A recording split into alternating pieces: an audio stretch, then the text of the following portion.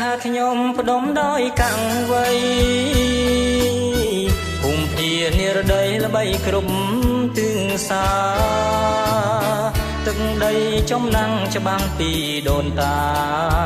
មានក្នុងឯកសារចាជាប្រវត្តិ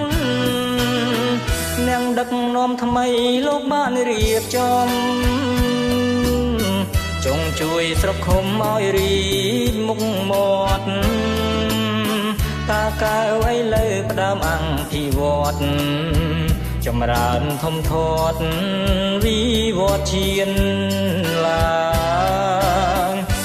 ឯកឧត្តមវីសំណាងលោកបានដឹកនាំនឹងជួយថែទាំខេត្តឲ្យកុំខានតាកែវមានភ័ព្វរិចមុខមាត់ឡើង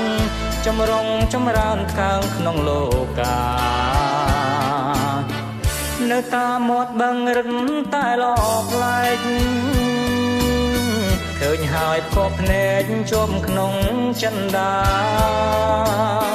បងប្អូនប្រុសស្រីកំសាន្តកាយាដើរតាមសួនច្បារនៅពេលរាត្រី